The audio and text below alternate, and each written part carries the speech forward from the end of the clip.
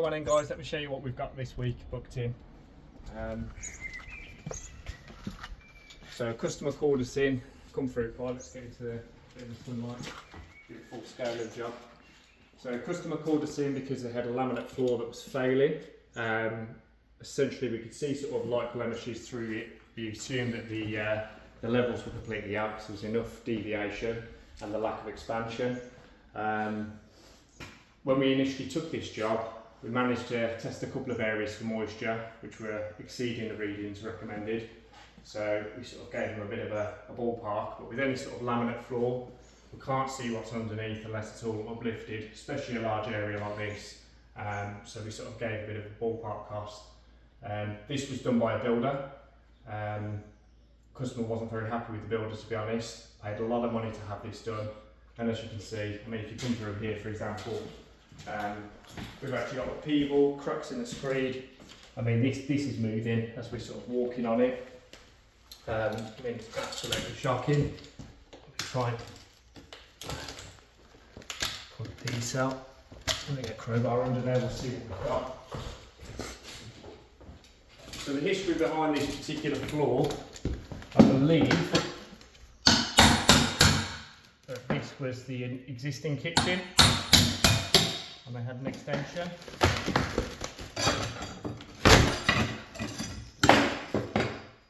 I mean, well, the reason that's failed is because we put a thick screed on top of a thin screed, and that's it's not been backed up. We can't say it's not stuck because it has stuck.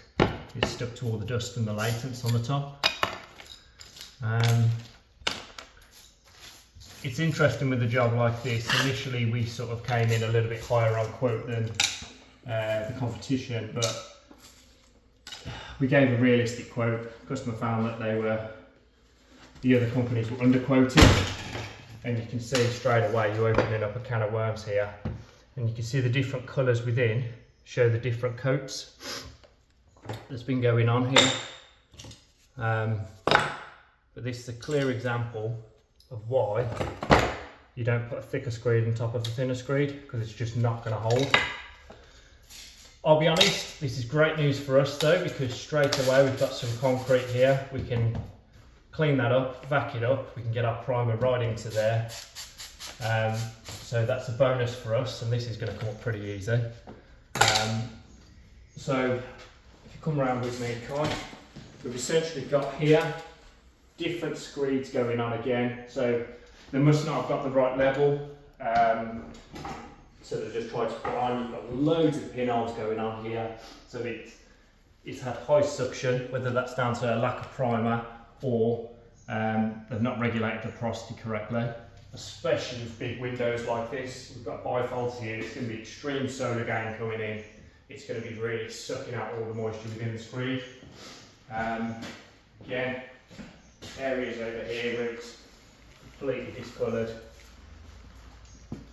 We'll uncover and see what's going on here. I mean, this is not a small area either. You know, we're talking about 70 square metres. You can see over here, you know, straight away, this might be where, as you can see in the hallway, we've got the quarry tiles, and the customer believed they did come through here, so maybe they've just put the screed on top of here. And unfortunately, once you put any sort of laminate or LVT on this, it can't breathe, so it's going to swell up to the surface and discolour. Coming into the hallway then. So hallway is the quarry tiles. I mean, these ones, to be honest, are better than most because they're actually on a concrete bed. The only downside is that's obviously not secure, so we will have to uplift these. Thankfully, it's only a small area depending on what's in there. And then I'm not sure what the builder's done here, but this is really lumpy.